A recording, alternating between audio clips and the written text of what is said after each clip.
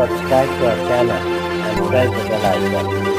अस्सलाम वालेकुम अज़ीज़ तलबा तालिबात। जमात दहम के उर्दू के 8वें सबक जलते परों से उड़ान, जिसे साजिद रशीद ने तहरीर किया है, इसके दूसरे वीडियो में आप तमाम का इस्तकबाल है। आपको हमारा वीडियो पसंद आए तो इसे लाइक कीजिए, शेयर कीजिए, हमारे चैनल को सब्सक्राइब कीजिए, इस वीडियो को आखिर तक देखिए। चलिए शुरुआत करते हैं। ये दूसरा हिस्सा है जलते परों से उड़ान। परिंदे ने जब सर को खम करके नीचे फैली हुई दुनिया को देखना चाहा तो अचानक इसकी परवाज़ थम गई। देखिए, परिंदे ने सर को खम करके यानी सर झुकाकर नीचे फैली हुई दुनिया को देखा तो उसकी परवाज़ थम गई, यानी बहुत ही परेशान हो गया। इसका नन्हा सा दिल धक से रह गया, यानी तो उसका जो छोटा सा दिल था वो अचानक दहल कर रह गया। नीचे सारे में स्याही माइल धुंध फैली हुई थी, यानी नीचे का जो आसमान का जो पूरा माहौल था वो ऐसा लग रहा था कि स्याही माइल धुंध में वो कहीं खो गया है, किसी बहुत बड़े गुबार में फंस चुका है। ऐसी धुंध के पेड़ पौधे, नदी नाले, पहाड़, झरने और मैदान जाने कहाँ खो गए थे। अब वो जिस मकाम पर वो पहुँचा था वहाँ पर धुआं इस कदर था कि उस धुंध में पेड़ पौधे, नदी नाले, पहाड़, झरने और मैदान खो चुके थे। क्या यह सवेरे की धुंध है? लेकिन सवेरा भी कैसे चला आया? अब वो सोचने लगा, क्या यह सवेरे की धुंध है? और अभी तो मैं सुबह से उठा था, अभी तो शाम होने वाली होगी। और फिर सवेरे की धुंध तो बड़ी खुशगवार होती है, वो ऐसी कसीफ और मट मैली तो नहीं होती। बहुत ज़्यादा कसीफ होना यानी गाढ़ा होना, मट मैली यानी मैल से अटी हुई, और फिर इसमें खनकी भी तो नहीं है तो होती है। तो फिर ये क्या है? खनकी होना, हवा में खनकी के मानी होते हैं पानी की रुतूबत का पाया जाना। धुआं इसकी आँखों में जलन पैदा करने लगा था। अब जब वो इस माहौल में वो अपने आप को एडजस्ट करने की कोशिश करने लगा तो लेकिन उसकी आंखों में धुएं की वजह से जलन पैदा हो गई थी। देखिए, इंसानों में होता है वो तो परिंदा है नन्हा सा, परों पर अपने छोटे से जिस्म का तवाज़ुन बरकरार रखते हुए जब वो धुएं के कसीफ बादल में उतरा तो उसके सीने में चिंगारियां उतर गई। हमें भी ऐसा ही होता है, जब भी हम धुएं के करीब से अगर गुज़र जाए तो एक किस्म की जलन होती है सीने में। तो ये धुएं का जो कसीफ बादल है उसमें अगर परिंदा उतरेगा तो यही हाल होगा। फेफड़ों में धुआं पत्थर हो गया और हलक में चींटियाँ काटने लगी। देखिए, जो फेफड़ों में धुआं पत्थर हो गया, ये अक्सर आप जो सिगरेट नोश करने वाले अफराद हैं अगर उनसे भी पूछेंगे तो उनका भी यही रद्द अमल होता है। अब तो बगैर सिगरेट पिए ही पॉल्यूशन आलूदगी की वजह से धुआं सीने में भर जाता है। सीने में उमड़ते धुएं की अजियत और उखड़ती सांस से घबराकर इसने बेख्तियार चोंच खोल दी, मगर तकलीफ़ से नजात तो क्या मिलती, सीने की जलन और बढ़ गई। बालाखिर वो धुएं की कसीफ चादर को चीर कर नीचे खुले में चला आया। यहाँ घुटन कुछ कम थी। जिस बादल में वो घुसा था वो कसीफ बादल धुएं का बादल था, और जब वो उससे हटकर नीचे की तरफ जाने लगा तो उसे थोड़ा सा तकलीफ़ से नजात मिली, ऐसा लग रहा था। अजियत कम होने का उसे अंदेशा हो गया, समझ में आया। परिंदा थक कर चूर हो चुका था, सीने में दर्द रेत के ज़र्रे की तरह चुभ रहा था। यानी छोटा सा नन्हा सा परिंदा था और वो इस तकलीफ़ की वजह से बहुत ज़्यादा थक गया था। एक तो सुबह से उड़ रहा था और सीने में उसके दर्द भी हो रहा था, और दर्द कैसा था, जैसे कि रेत का कोई ज़र्रा उसके सीने में चुभ रहा हो। बाजू ऐसे शल हो रहे थे जैसे इन्हें जाड़ा मार गया हो। वो अब किसी पेड़ की शाख पर बैठकर सुस्ताना चाहता था, यानी उसके जो बाजू थे, उसके जो पंख थे वो शल हो गए थे। शल हो जाना यानी सुन हो जाना, बेजान हो जाना, उसमें क़ुव्वत का ना रहना। और वो कुछ देर के लिए पेड़ पर बैठकर सुस्ताना चाहता था, आराम करना चाहता था। जाड़ा मारना यानी सर्दी हो जाना। इसने थकन से बोझल आंखों से नीचे देखा और इसकी आंखें हैरत से फैलती चली गई। इसके वजूद में नन्हा सा दिल जैसे अपनी धड़कन भूल गया। इसे एक लम्हे के लिए अपनी आंखों पर यकीन ही नहीं आया। इसने बाजुओं को जल्दी जल्दी हरकत दी और कुछ और नीचे उतर आया, मगर मंजर नहीं बदला, कुछ और वाज़ेह हो गया। यानी जैसे जैसे परिंदा आसमान से नीचे की तरफ आ रहा था, वैसे वैसे उसके आंखों पर यकीन नहीं आ रहा था। उसकी दिल धड़कना भूल चुका था। नीचे का माहौल ही बहुत ज़्यादा, मंजरनामा बदल चुका था, मगर मंजर नहीं बदला और कुछ और वाज़ेह हो गई। ये सब क्या है, इसने सोचा और सोचकर तड़प उठा। यानी जब वो नीचे के माहौल को देखता तो वो हैरत में पड़ता जाता और नीचे की आलूदगी देखकर वो और ज़्यादा परेशान हो गया। आंखों ने जो कुछ भी देखा वो परिंदे के लिए हैरत अंगेज़ था। सूरज के ढेर होने तक सारा आलम कैसे बदल गया।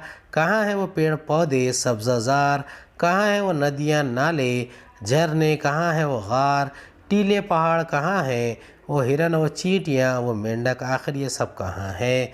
देखिए यहाँ पर मुसन्निफ़ ने परिंदे को इस्तिआरे के तौर पर इस्तेमाल किया है और उसके ज़रिए हमें पैगाम देने की कोशिश की है कि परिंदा चूँकि एक तायराना नज़र रखता है, ऊपर की तरफ से आसमान से देखता है, तो नीचे का मंज़र जब बदल रहा है तो उसे महसूस हो रहा है कि सब कुछ बदलता जा रहा है और इंसान आलूदगी फैला रहा है और उससे बहुत ज़्यादा परेशानी का माहौल भर गया है।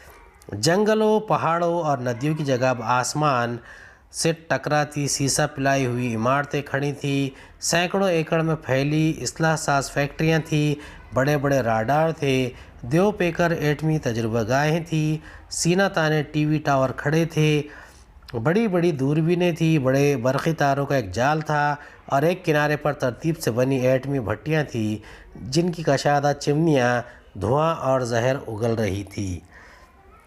अब देखिए जब पहला जब हिस्सा पढ़े हमने तो उसमें ये बात समझ में आई कि जो इसने नीचे देखा था तो उससे हैरान रह गया। ना उसे वो पेड़ पौधे नज़र आ रहे थे, ना सब्ज़ा, ना नदियाँ, ना नाले, ना गार, पहाड़, हिरन, चींटियाँ, मेंढक, गर्ज़े के तमाम चीज़ें वहाँ से नदारद हो चुकी थी, गायब हो चुकी थी और उन तमाम चीज़ों की जगह, जंगलों, पहाड़ों, नदियों की जगह अब सर्ब-फलक बड़ी बड़ी इमारतें थी, इस्लाह साज फैक्ट्रियाँ थी, राडार थे, एटमी तजुर्बा गाहें थी, ऊंचे ऊंचे टीवी टावर थे। उसके अलावा बड़ी बड़ी दूरबीनें, बरक़ी तारों का जाल बिछा हुआ था, धुआं और जहर उगलती हुई एटमी भट्टियाँ थी। ये ऐसा लग रहा था कि नीले आसमान पर काली गर्द जम गई हो। अब इस्लाह साज फैक्ट्री और एटमी भट्टियों से गाढ़ा काला धुआं हाथियों की तरह झूमता हुआ निकलता और फ़ज़ा में चादर की तरह तन जाता। कल का नीला शफाफ आसमान अब यूँ दिखाई दे रहा था जैसे इस पर काली काली गर्द जम गई हो। आसमान पर रेंगती स्याही से खौफज़दा होकर परिंदे अपने घोंसले में उतरने के लिए बेचैन हो गया। ऐसा कभी नहीं हुआ था कि वो सूरज बुझने के बाद अपने घोंसले को लौटा हो। ये पहला मौका था कि वो अंधेरे में घिर कर रह गया। अब यहाँ पर मुसन्निफ़ ये बताना चाहते हैं कि जब वो परिंदा नीचे की तरफ उतर रहा था तो उसने जहर उगलती हुई एटमी भट्टियाँ देखी, जो धुएं का जहर उगल रही थी और आसमान पर काली गर्द जम गई थी और वो हमेशा अपने घोंसले को वक्त पर लौट आता था सूरज ढलने से पहले। लेकिन अभी सूरज ढलने रहा था लेकिन उसे अपना घोंसला नहीं मिल पा रहा था। थकन से टूटते हुए पंखों से परिंदा कुछ और नीचे आया तो फ़ज़ा में दौड़ते मवासिलाती पैगामात इसके परों से उलझ उलझ कर परवाज़ में रुकावटें पैदा करने लगे। अब देखिए ये जो रेडियाई शुआएँ हैं या फिर जिसे आप अल्ट्रा वायलेट रेज़ है, उसी तरीक़े की ये रेडियाई शुआएँ होती है जिसके ज़रिए पैगाम रसानी की जाती है। जो वेव्स होती है तो ये साउंड वेव्स जो है वो पैगाम रसानी का काम करती है और वही यहाँ पर मवासिलाती पैगामात के बयान करने के में कारआमद होती है और वो परिंदे के परों से उलझ रही थी और परवाज़ में रुकावटें पैदा कर रही थी। थकन इसके बाजुओं में सुइयों की तरह चुभ रही थी और इसको अपना वजूद नाकाबिल बर्दाश्त बोझ महसूस होने लगा। इसने फूलती सांसों के दरमियान सर को खम करके अंधेरे में डूबते लोहे, सीमेंट और कंक्रीट के पहाड़ों को देखा। कोई पेड़, कोई शाख, कोई सब्ज़ पत्ता, कहीं कुछ भी नहीं। उफ़, ये मैं किस जहान में आ फंसा। क्या मेरी परवाज़ इतनी ऊंची थी कि मैं अपनी हुदूद से बाहर निकल आया। मुझे लौटना होगा, मगर बाजुओं से उठती टीस इसके इरादे पर बिजली बनकर गिरी। अब यहाँ पर एक अजीब सा माहौल था। मवासिलात के जो पैगामात भेजने वाली वेव्स थी, जो लहरें थी, वो लहरें उसमें रुकावट पैदा कर रही थी। थकन की वजह से बाजुओं में सुइयाँ चुभ रही थी और जो बोझ था वो नाकाबिले बर्दाश्त था। वो फूलती सांसों के दरमियान सर को खम करके अंधेरे में डूबते लोहे, सीमेंट और कंक्रीट के पहाड़ यानी बुलंद व बाला इमारतें, ये तमाम चीज़ें वो देखकर बहुत परेशान हो गया। उसे कोई पेड़, शाख, पौधा नज़र नहीं आ रहा था और वो सोचने लगा कि मैं किस जगह आकर फंस चुका हूँ। अब तो बस चंद ही लम्हों की परवाज़ की सकत है मुझ में, इसके बाद तो मुझे कहीं उतरना ही होगा, मगर कहाँ। यानी अब वो सोचने लगा कि उसे ज़रूर उतरना होगा, वरना शायद वो थकन के मारे ज़मीन पर गिर जाए। इसने नीचे देखा, हर तरफ वही बदला हुआ मंज़र। टीवी टावर था जो गैर मरई मनाजिर को मुंतशिर कर रहा था, यहाँ भी नहीं। बड़े बड़े न्यू साइन बोर्ड टंगे हुए थे, यहाँ भी नहीं। सीमेंट कंक्रीट के स्काई स्क्रैपर मुँह चिढ़ा रहे थे, यहाँ भी नहीं। इसलाह साज फैक्ट्री की चिमनियाँ धुआं उगल रही थी, यहाँ भी नहीं। कायनात के सारे असरार से वाकिफ़ दो पेकर दूरबीनें थी, यहाँ भी नहीं। आग और जहर उगलती बड़ी बड़ी एटमी भट्टियाँ थी, नहीं, यहाँ भी नहीं। तब कहाँ सोच कर वो लरस गया। अब देखिए, न्यू साइन बोर्ड के माने होते हैं रंगीन रोशनी के बोर्ड। स्काई स्क्रैपर, फलक बोर्ड्स इमारतों को कहा जाता है। अब वो जो इस बात को से परेशान था कि वो कहाँ पर रुकेगा, वो थकन और खौफ से कांपते अपने जिस्म को संभाल ना सका और बड़े बड़े थकन से चूर था। कहीं उतरना चाहता था, कभी टीवी टावर नज़र आ रहा है, कहीं स्काई स्क्रैपर यानी फलक बोस इमारतें, कहीं असलासाज फैक्ट्री की चिमनियाँ, कहीं आग उगलता हुआ धुआं, या फिर देव पेकर दूरबीनें। अब वो कहाँ उतरेगा, उसे कुछ समझ में नहीं आ रहा था। क्या मैं वापस लौट सकूंगा उन नदियों, पहाड़ों और जंगलों को जहाँ से मैं उड़ा था? क्या अब मैं अपने नर्म नर्म घोंसले में उतर सकूंगा? क्या अब कभी नीले आसमान की वसअत में तैरते हुए मैं नज़रों की आखिरी सरहद तक फैले हुए मैं घास के मैदान का नज़ारा कर सकूंगा? मेरी प्यास बुझाने को क्या वो ठंडा पानी मिल सकेगा? ये बहुत सारे सवाल है। पहला भी सवाल था, अब ये भी सवालात है। ये तमाम के तमाम सवालात हम इंसानों को ये सोचने पर मजबूर कर देते हैं, क्या ऐसी चीज़ें होना लायानी है, या क्या हम इन तमाम चीज़ों से कोई सबक ले सकते हैं। वो सोचता है कि क्या मैं वापस लौट सकूंगा उन नदियों, पहाड़ों, जंगलों में, नीले आसमान की वसअत तक, या फैले हुए घास के मैदान का नज़ारा कर सकूंगा, ठंडा पानी पी सकूंगा, घने दरख्तों की छाँव में सुस्ताते किसी हिरन की पीठ पर बैठकर मैं इसकी गर्दन को गुदगुदा सकूंगा, क्या नम मिट्टी में अपने पंजों के निशान देख सकूंगा। ये तमाम सवालात है जो हम इंसानों ने भी अपने आप से करना चाहिए ताकि हम माहौल का तहफ़्फ़ुज़ कर सकें। सवालात ने खौफ में ढलकर परिंदे को बदहवास कर दिया। किसी पेड़ की जिंदा शाख को पाने के लिए इसने जन्नाटे से गोता लगाया और एक देव पेकर इमारत की खिड़की के मजबूत शीशे से जा टकराया। फिर तो वो किसी डूबते जहाज़ की तरह गाढ़े काले धुएं में घिरी इमारतों की न जाने कितनी खिड़कियों से टकराता फिरा, मगर इसे वापसी का रास्ता ना मिला। अब इसके हवास जवाब दे चुके थे। वो थकन और खौफ से कांपते जिस्म को संभाल ना सका और एक एटमी भट्टी के ऐन मुंह पर अपना तवाज़ुन खो बैठा। जहर ने फेफड़ों में कांटे बुए शोलों ने इसके परों को चाट लिया और गर्द आलूद तारीक आसमान पर दूर तक एक रोशन लकीर फैलती चली गई। जब आग परों को जलाती इसके दिल तक पहुंचती, तब परिंदे ने तड़प कर नीचे उगे लोहे, आग और धुएं के जंगल पर आखिरी निगाह डालकर सोचा कि ये मेरी आखिरी परवाज़ है। क्या इस शफ़ाफ़ ठोस ज़मीन में कोई बीज अपनी नन्ही सब्ज़ बाहों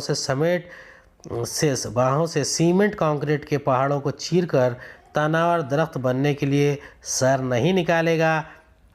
अब देखिए, तो उन तमाम सवालात को यहाँ पर मुसन्निफ़ ने पेश किया है। ये जो नया माहौल है उसे बहुत ही खौफ के पेराए में पेश करके हमारे सामने रखा गया है। जैसे कि परिंदा बदहवास हुआ तो वो उसने जैसे ही जन्नाटेदार एक गौता लगाया तो वो एक 2 पेकर यानी एक बहुत ही बुलंद इमारत से टकरा गया, उसकी खिड़की के शीशे से टकराया।